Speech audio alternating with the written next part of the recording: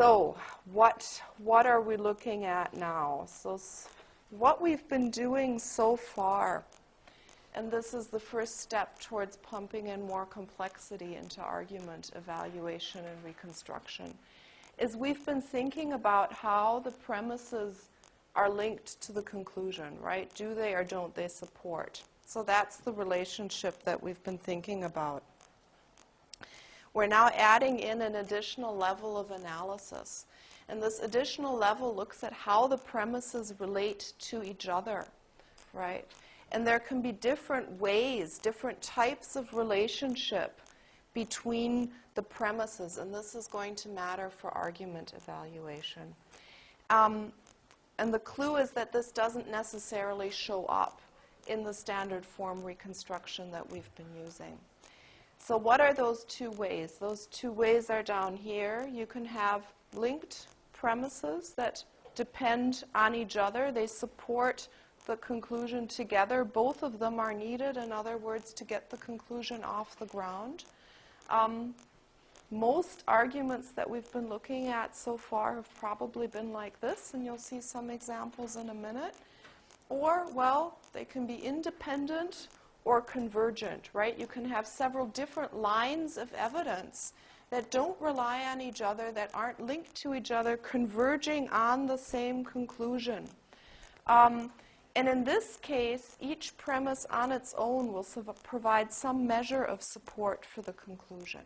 So we can have linked or independent premises. Those are the two main relationships, the two relationships that we'll be looking at here, right?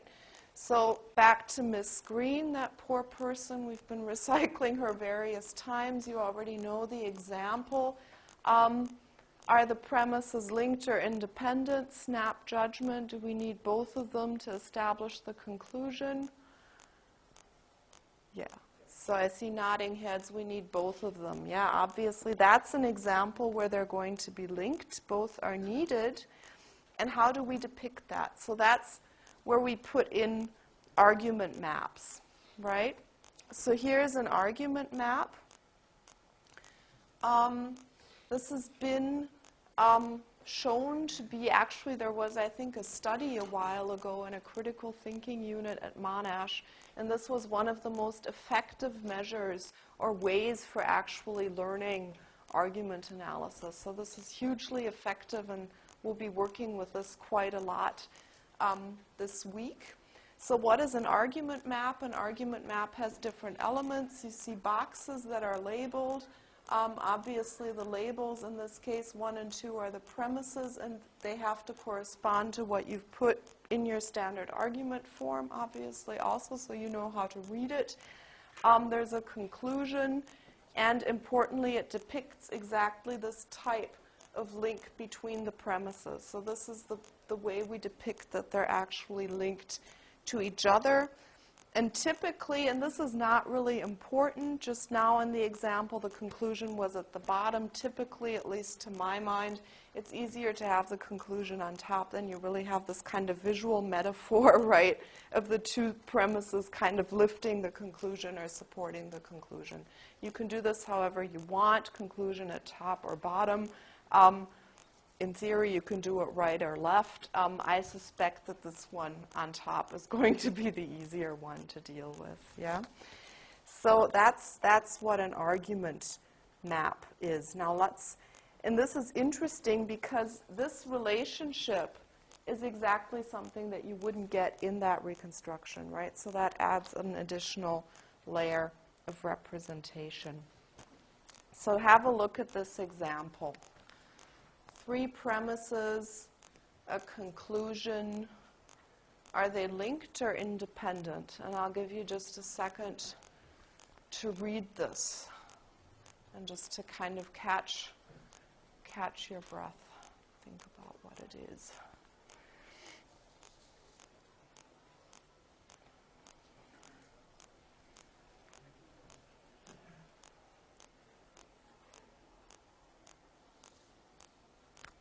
So are they linked or are they independent? Linked? What do Do we have any other suggestions out there? Why do we need all of them? Do you want to explain?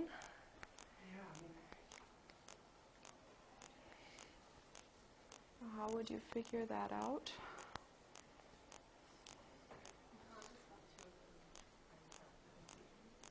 Which one would you lose? Right. You can't have any two of the premises, yeah? So one way to figure out whether this is the case if you're not sure is doing the really old school method, and again I recommend this, of just covering up one of the premises and seeing if you can still get it off the ground without either of them.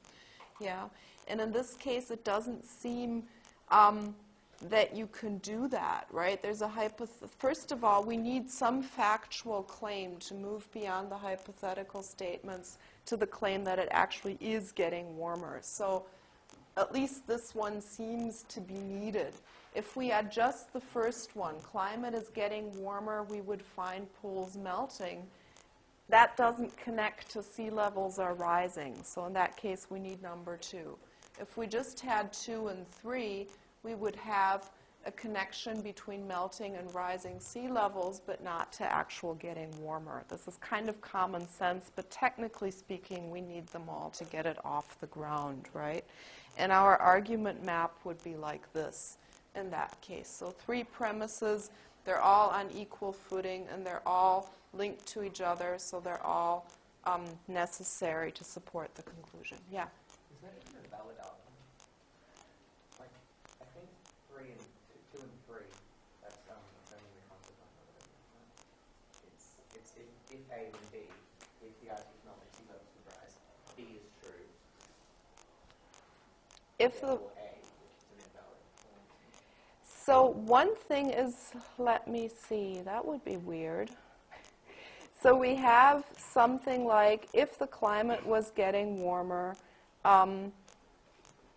then sea levels would be rising. And they are indeed rising, and it's getting warmer. Huh. Huh. Interesting. Yep. So, good. Good. Validity detectors are on. Yeah?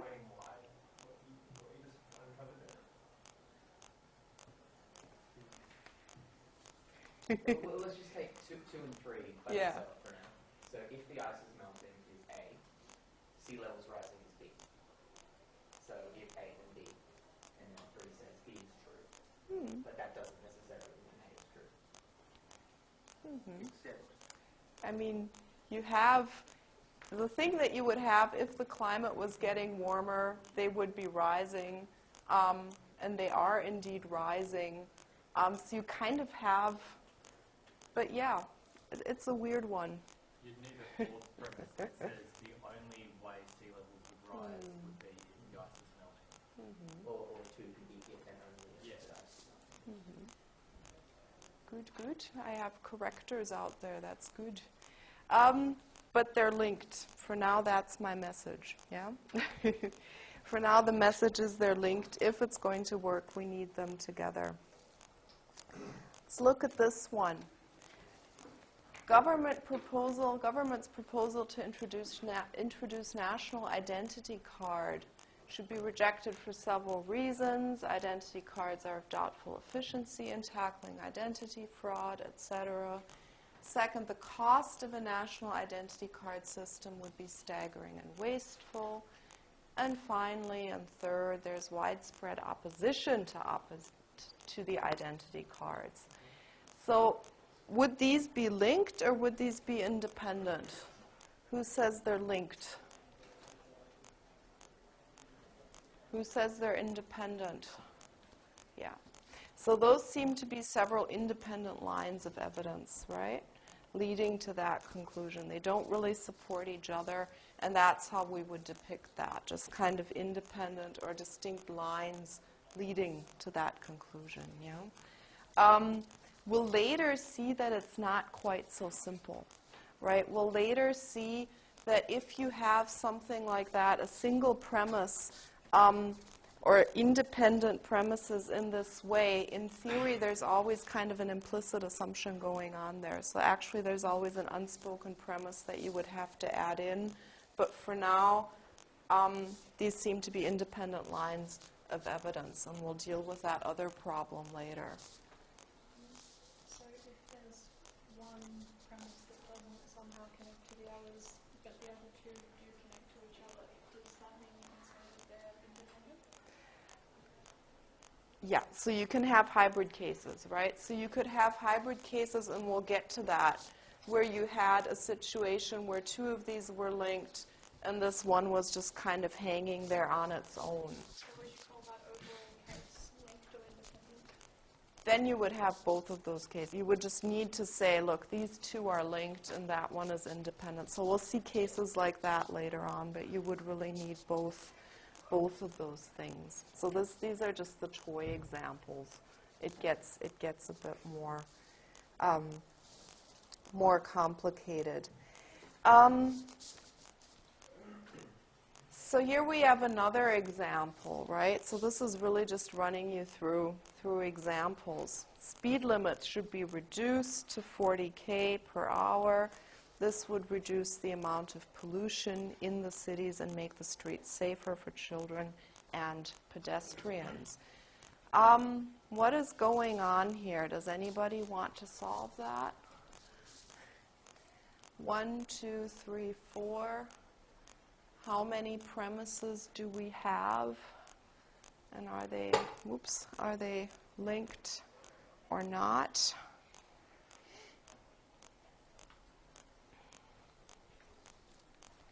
No one?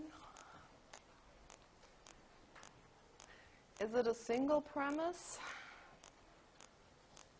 So that kind of is the question, right? We have one sentence, but that doesn't have to be one premise, right? So that's one distinction to draw. That second sentence seems to be saying two different things, right? So it's two premises. Linked or independent? Yeah.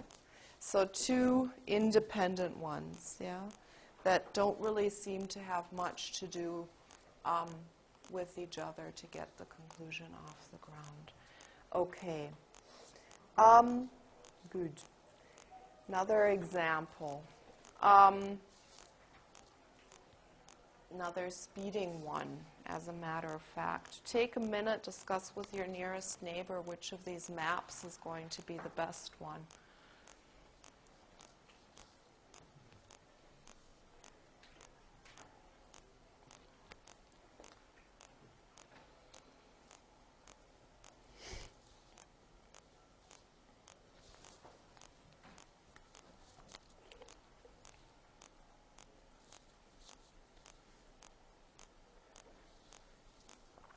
And really, when you've finished reading, just discuss with your neighbor.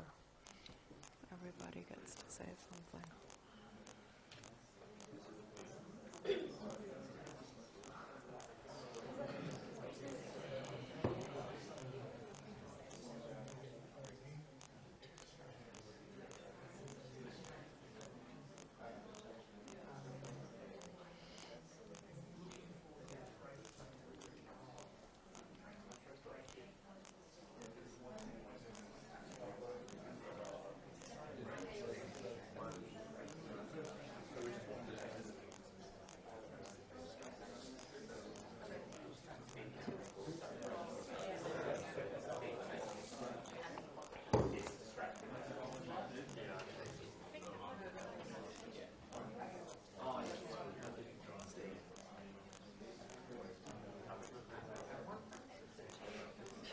So how many people say A? Just show of hands. How many takers does A have? Does B have any takers? Does C have any takers? Does D have any takers? So some people took nothing, but most people that took something took the right one, right? So those are, again, three things providing independent support. Is anybody seriously concerned or worried, or somehow is this example causing anxiety to anyone? Or should I? Yeah? So you seem to be fairly good with it. Independent support, this would be the option. Isn't 3 though connected with number 1 in that?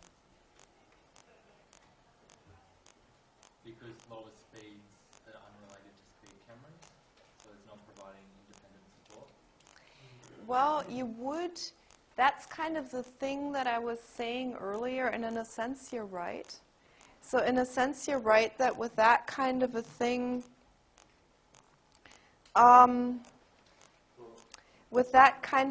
you would technically need an extra premise. So there's always kind of an unspoken one that we'd have to add in there.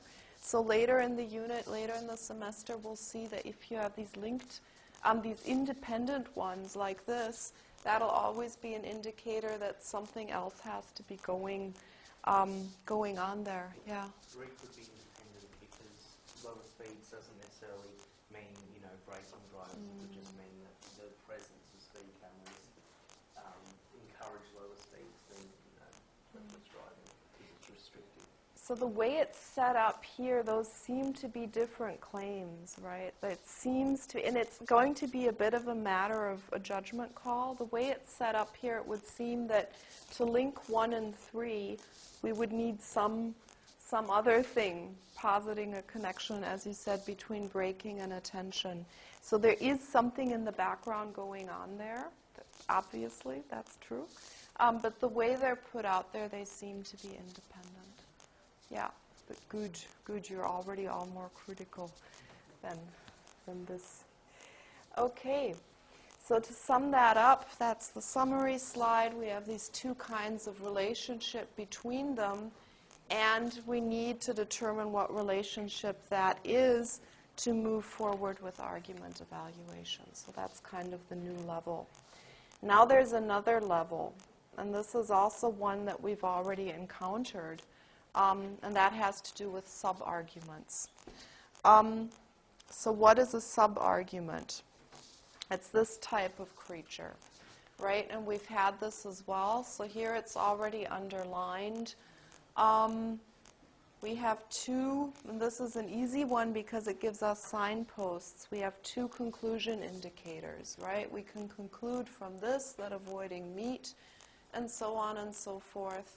And then from that, we conclude another thing. Therefore, people who want to reduce the risk of cancer or heart disease should not eat meat. So 2 conclusions and three premises and 2 conclusions. So first of all, in your standard argument form, you would keep those conclusion indicators. And again, there's more implicit stuff going on here. But for now, we would reconstruct it like this. So therefore and therefore. So that's your structure. And for your argument map, you would do it like this, right? There would be a line of things supporting each other. But the important thing for the argument map for now is that these 2, 1 and 2, aren't on the same footing, right? They're vertically organized. They're not on the same level, together lending support. But 1 supports the conclusion only because the way it's formulated there supports 2. So that's the main thing to see here. So here's a bit of a harder, or not harder, but another example of this. So a computer can't cheat in a game because cheating means deliberately breaking rules in order to win. That's just what cheating means. And a computer can't deliberately do that, namely can't deliberately break rules, because it has no freedom of action. And again, we have 2 conclusion indicators, namely that because, if you remember the signpost slides. So then the trick is to figure out what the main conclusion of that argument is going to be, yeah? Which is the final one that it's supposed to lead to, and that's going to be that computers can't cheat in games. So that's the grand conclusion to draw from this argument. And then we could reconstruct that argument, the main argument, we call it like this. So computer can't deliberately break rules. This is what breaking rules is, what is involved in cheating. That's just what cheating means. And together, they're linked. So you need those, both of them, to show that computers can't cheat. So that, so far, is the main argument. That's what we've done so far. Yeah? Yeah? And then what do you do with the other part? So just to show how the reconstruction works, that's that lower part in blue right now. That's the leftover part that we've set aside. That's going to be the sub-argument. Yeah? That's going to be the sub-argument, and we construct it like this. So here we have our main argument, nothing has changed, but now we have the thing about no freedom of action, and the way the sentence is put, that is supposed to support the claim that computers can't break rules, right? So we add in another therefore, we plop that on top, right? So that becomes the first premise, and we do the same thing for the argument, we just hang it on there, yeah? And again, here is where it becomes important that your numbers correspond to what is in the box, because that can create mix-up. Yeah? So then it would have to structure A, therefore B, to the part, put a 3 in 1 sort of thing. So like random premise, therefore conclusion. You would evaluate it separately for the standard form. I hope this will become clearer. I hope this will become clearer. So we now have a hybrid structure. Complex structure, and this could get even more complex. So how do you go about this? Well, you identify parts of the argument, right? Like I was saying, this is the main argument, and you can evaluate that on its own. And we'll see that as well in a minute. So that's what we call the main argument. And this is what we call the sub-argument, just for terminology. And you can also see that any number of things could be hanging up here, right? It could have a number of linked premises or independent ones, and so on and so forth. We have our grand conclusion at the very bottom. That's the thing that everything else is supporting. And then we have this thing that I was saying a couple of weeks ago, one, which is a hybrid, right? So this is the thing about claims. What is a premise or what is a conclusion depends on the function that the claim is playing in the overall argument. And claims can have different jobs in different arguments. And here we have a hybrid case where it's the same claim can be playing two different roles, can be doing two different jobs in one and the same argument. So it's a premise for the main argument. It's a sub-conclusion for the sub-argument. And that needs to be flagged. And this is important. You need to flag that in your standard form reconstruction as well. You need to preface it with therefore. And you need to show it in your argument map. Okay. That clear so far? All right. So,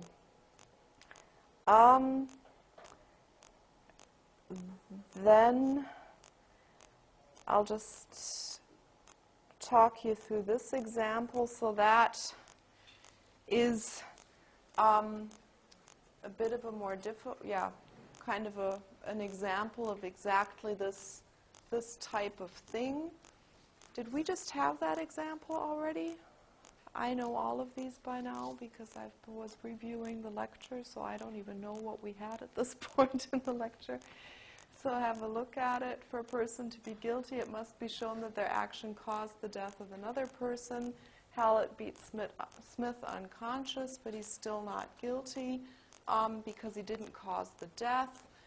Smith was alive when Hallett left and died later of drowning when the tide came in. So first, task then will be to identify the main conclusion, and that's supposed to be that the guy isn't guilty. That's kind of the thing that everything here points to, yeah? That's kind of the overall outcome of the argument. And then you figure out what argument map, and for reasons of time, I'll just talk you through this one. What argument map is going to represent it? And in this case, it's going to be this one, C. Yeah, those two premises as we have them here together support the main conclusion, and then we have this left over bit. And this is not yet to say that this is a valid argument, but just the way it is represented. Where would we add that in, that leftover bit? Does anybody have a snap judgment on that one? Where that would go? Which of those argument maps would represent it?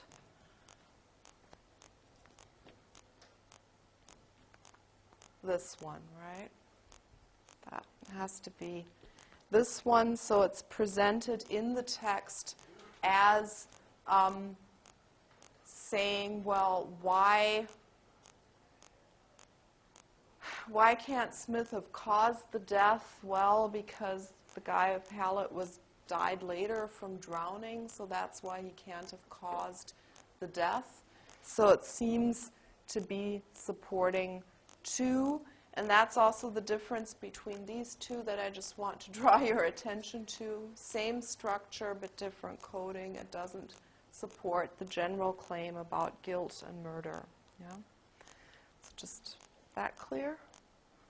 Okay. Good. So that's just the quotable summary from memory, right? What is a subargument? A subargument has an argument for a premise. So it's an argument where a premise depends on a further argument. And again, this is kind of getting us into more interesting cases, right? Because typically you won't have arguments presenting or premises presenting in isolation. For almost everything interesting that anybody is going to say, you'll actually have sub-arguments like that going on in the background. And if you think back to Aristotle, the prize question then just becomes when to stop, right? Because there's actually this endless chain of these types of structures that can unfold. So what does that mean for argument evaluation? And that'll be the last couple of minutes of the lecture. Does that make argument evaluation more complex and more difficult?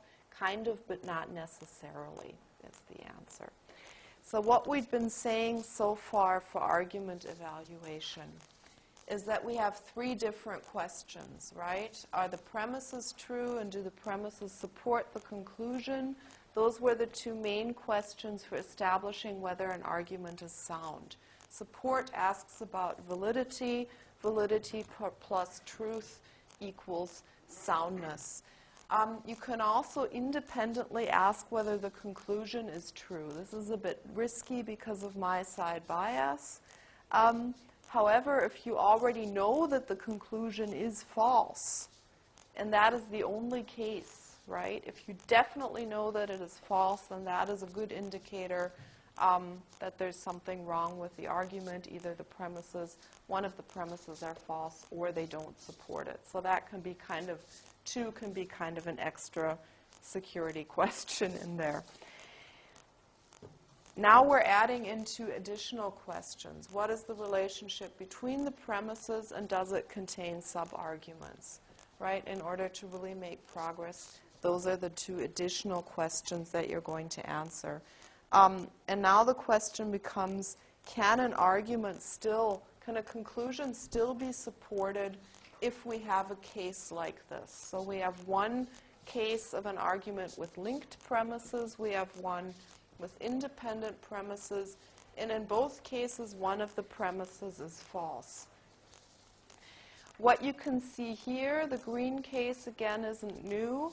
If you shoot out one of the premises in an argument with linked premises, then the whole thing is no longer sound.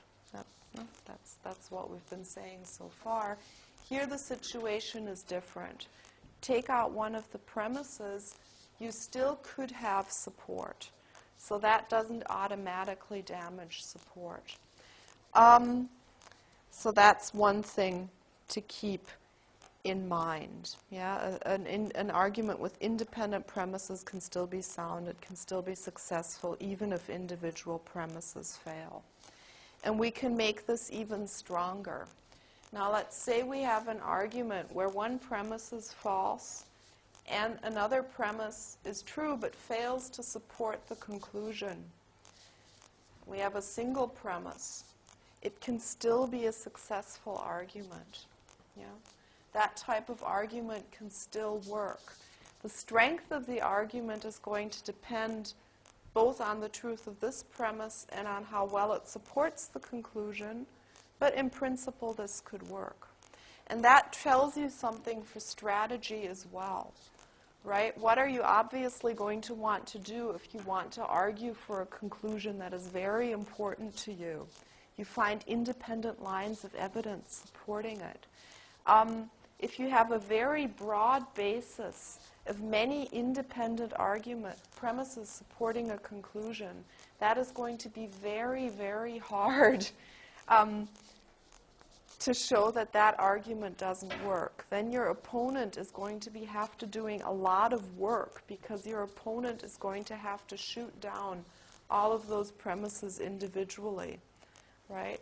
So that is a good strategy if you want to convince someone. You have independent lines of evidence and extra security added in there. Okay, so even in that case, we could still have support. Now let's go back for the last couple of minutes.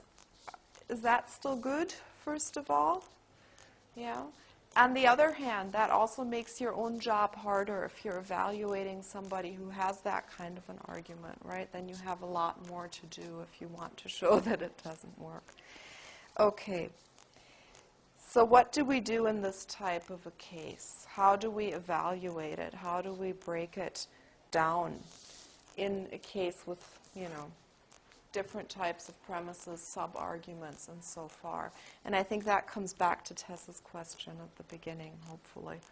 So you start out by exactly doing the same old thing that we've been doing all along. Is there support in the main argument for the conclusion? Are the premises true? And here we have a sub-argument supporting premise 2. So say we know that premise 3 is true. We know that for some reason.